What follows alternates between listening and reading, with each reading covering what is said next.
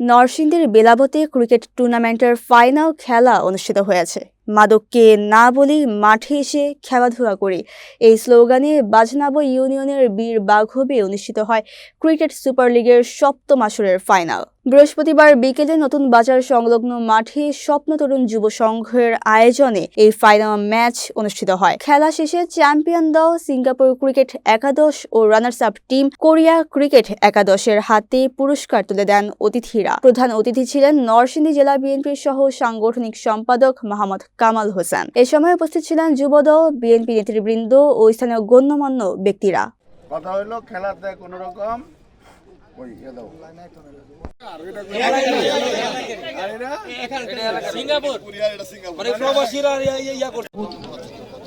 আপনারা কোন টিম এটা টিম কোরিয়া আম্পায়ার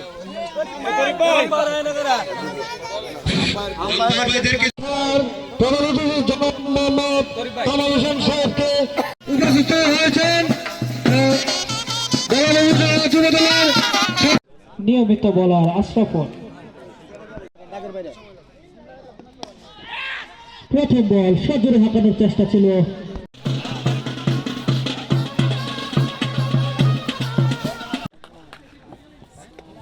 এই আজকের বীর বাঘবের স্বপ্ন তরুণ যুব সংঘ কর্তৃক আয়োজিত এই ফাইনাল খেলায় উপস্থিত মুরব্বিয়ান ভাই করেছেন, যারা আয়োজক কমিটি স্বপ্ন তরুণ ক্লাব, তাদেরকেও আমি অন্তরের অন্তঃস্থল থেকে ধন্যবাদ জানাচ্ছি। তবে খেলা মনোমুগ্ধকর হবে, আপনারা সুশৃঙ্খলভাবে খেলোয়াড় সুলভ মনোভাব নিয়ে আজকে নৈপুণ্য প্রদর্শন করবেন।